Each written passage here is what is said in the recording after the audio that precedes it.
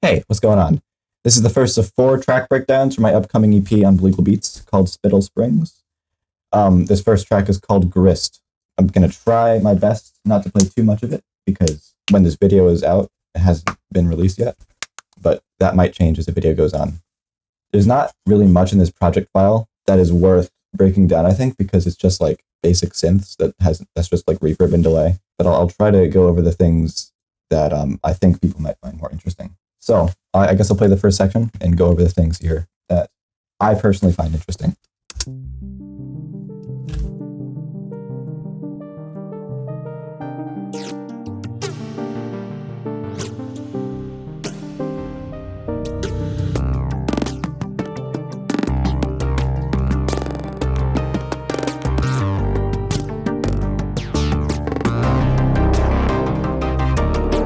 Okay, stop.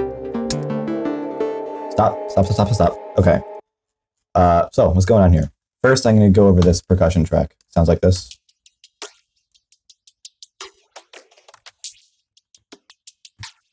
Now, this is very diverse. That's mainly because of all the automation that I'm doing on it, which looks like this. It's a lot of automation. I haven't opened this up since I finished the project, so I'm just as surprised.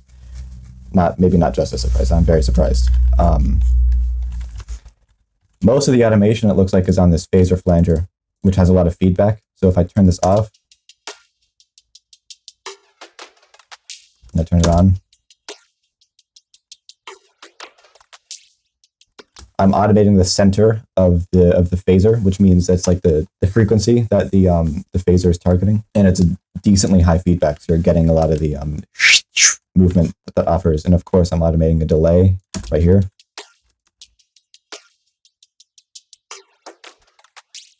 That when you automate up the delay time, you get those sort of pitch shifty grains.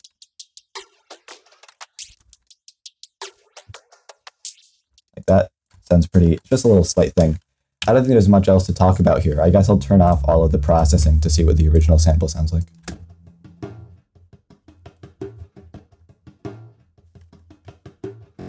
Okay, so to me that sounds like me playing a doom beck. Let's see if I have it around me. Yeah, here it is. Hello. This is what a doom beck looks like. It's a type of drum. Sounds like that. I was just playing one of those. I have quantized it to the beat and applied a bunch of processing to it. Next, I'm going to go over this percussion track.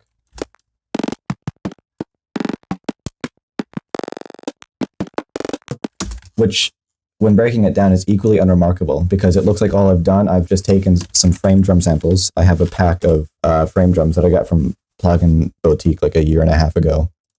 I think it's in here. It's just a bunch of frame drum loops. They sound really great, and I like to chop them up and process them. So that's what I did. I just let me create a new track so I can do this from scratch. I'll take one of these, right? Make a new MIDI track. You didn't actually have to put those on an audio track. Make a new MIDI track and just drag them into the MIDI track, which creates a simpler. But notice it only starts from that, so you have to put it in the slice mode. It's just a very easy way to chop up percussion and make it playable. I believe that is all for this first section, unless I wanted to go over this, which is very unremarkable. All right, so transitioning over to the next section that I wanted to detail is the first sort of drop section. Now, this doesn't have any really new elements except for a sub and a kick and some pads. So I'm just going to solo the snare here. All right, no, I won't solo the snare. I'll play the first few seconds of it. All right, that's all you get. That's the snare. Now, I wanted to go over this because I think what I'm doing here with grain delay is kind of interesting. I really like putting grain delay on snares because it just adds that sort of high end that this otherwise very MIDI section needs, and the decay adds a bit of texture that I like to hear in place of the normally very noisy decay that a lot of snares have. And I'm also complementing this with a complementary, I don't know, rise right here. which I think sounds pretty neat.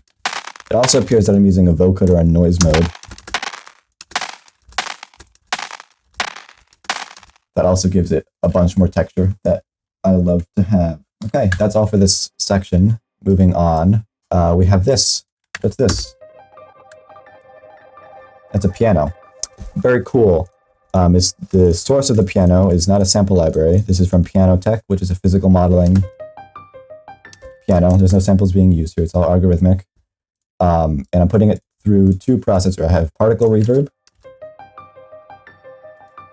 which in my opinion is just an absolutely beautiful, luscious reverb. Then I'm using Stranular, which is from the same developer, but it's a plugin. And as you can see, this is a very, very granular plugin. If I turn this off, open up a new, I'm not gonna open up a new instance, I'll just change the preset. If I turn up the grain interval, turn up the mix, all it's doing is just playing pieces of this, of the audio that's being loaded into a buffer, randomly selected. So if I turn down the, this here,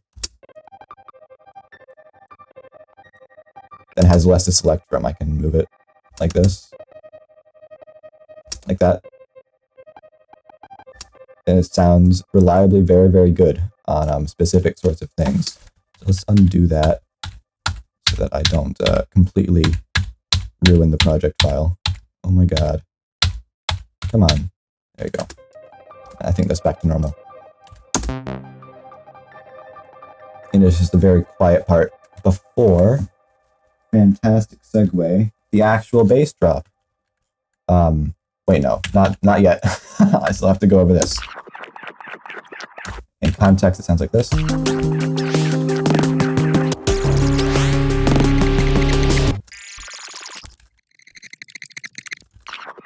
Now, these are some very interesting sounds, but I did not really generate them using any complex things. These come from a device called Cellular Degradation, which is from Dylan Bastian, I think. It's free. You can get it.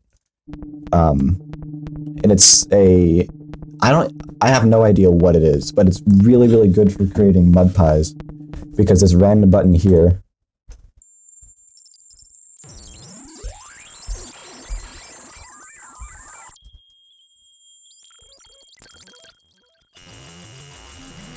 can basically instantly generate a huge array of different sounding things. So if you ever get lazy, that's definitely an option. Okay, now it's time for the actual bass drop, which sounds, let me find it. Come on, where are you? Sounds like this.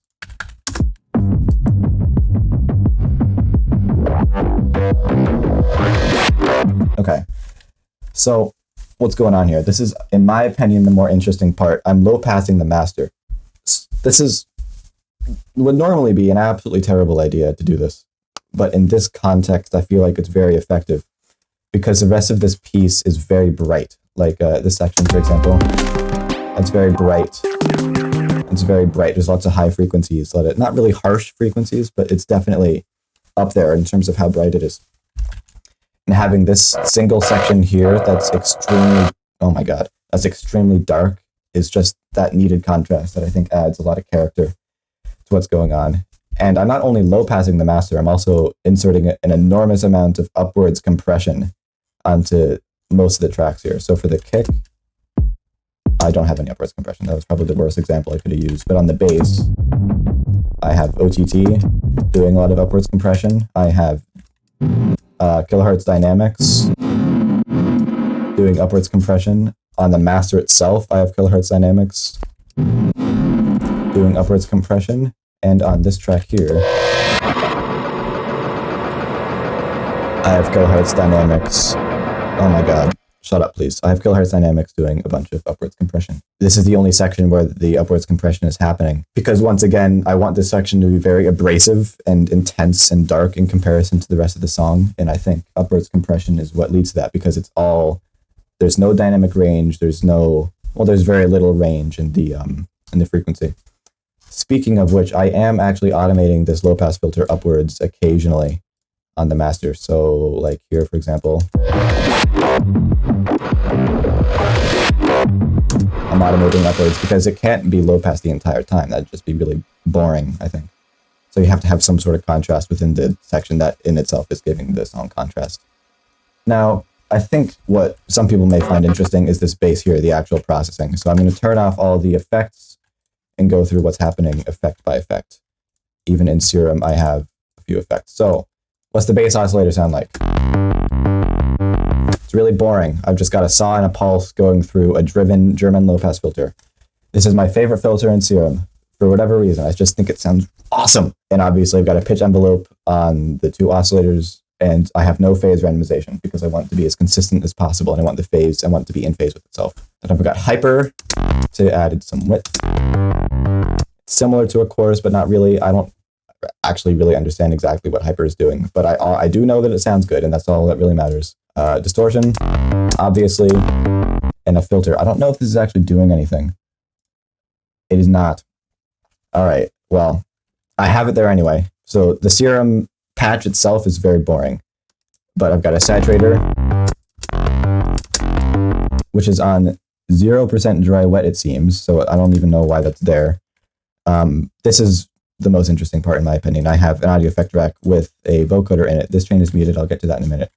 I have a vocoder in it with the formant automated all the way down to -36. Normally on a bass, you would want, because I use vocoders a lot for bass, normally on a vocoder, I'd usually have the formant at around from like -10 to maybe 15, which is like a decent range, but I have it on -36 here because, once again, as I've said a few times, I want this section of the song to be incredibly abrasive, and automating the formant down just really enhances those low frequencies and gets rid of the high frequencies, which further complements the low-pass filter that I have on the master. And of course, in the section where I'm automating the low-pass filter up on the master, the formant on the vocoder is also automating up. So you have that motion that's carried out in the bass and on the master. And of course, OTT, I don't have to talk about that.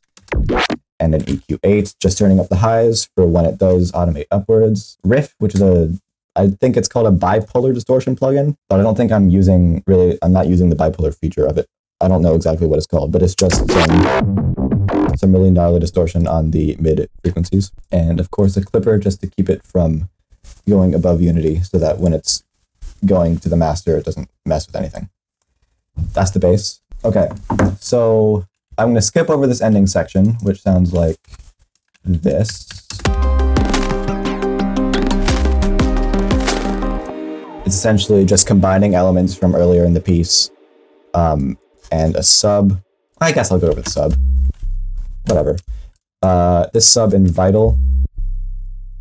Oh, fuck, not the black squares, dude. Oh, that's so cool. Ableton did not like the fact that I closed Vital, and now it's crashing. Oh, boy, that is just fantastic, isn't it? Ah, there we go, finally. All right. Hopefully I edited that out. What was I doing? All right, I was going over the sub. All right, the sub in Vital. What's going on here? Thank God we don't have any of those treacherous black squares again. So, what's going on? This is the sub patch that I use on basically every single one of my tracks that has a sub. There's two basic components. There's the actual oscillator, and then there's the noise, which has the level being modulated by this LFO here, which I think you can really only do this in Vital and Phase Plant. I don't think you can do this in other synths. Maybe you totally can, actually, but it's really easy in Vital because you get the frequency mode, the key track, which allows you to have the rate of the LFO reflect exactly that of the note being played, which is perfect for subs because you can map it to the level of the noise, which means that in this waveform you see in the scope here how there's only really noise when the waveform at that is 0 crossing, but only on this side, not this side. Just makes it slightly clickier and gives it just that extra little bit of texture and girth that you love to hear in a sub.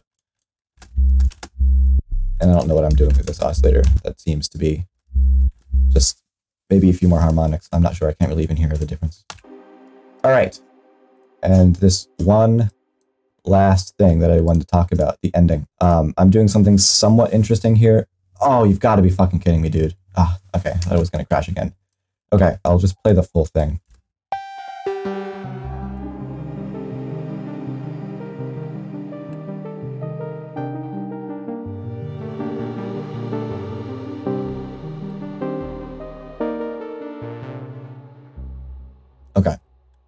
So, did you hear how there was some sort of weird like pitch warping thing that was going on? Well, you did, because that's exactly what's happening.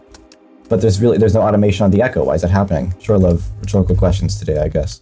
I'm automating the tempo, and this is creating a pitch shifting effect because this echo is synced to the tempo, which means that as you automate the tempo, the delay time is going to be moving as well. And when you modulate the delay time on an echo with repitch enabled right down there, then you get those repitching effects. You get the or warbly boys.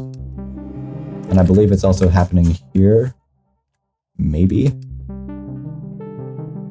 Yeah, I think that's happening in Timeless. Not entirely sure though. So yeah, that is all. The EP that this track is on, it'll be out if it's not already out when you're watching this. Can't think of anything else to say, so keep a lookout for the other track breakdowns for the 3 tracks on the EP. Thanks for watching. All right, well, that outro was complete garbage. What I meant to say was keep a lookout for the future release of this EP if it hasn't already released. Look for the other track breakdowns and do all the things that everybody tells you to do after you finish watching a video, such as the following: liking, subscribing, commenting, following me on my various socials. You can join my Discord server where I post resources. Stalk me. Thanks for watching for real this time.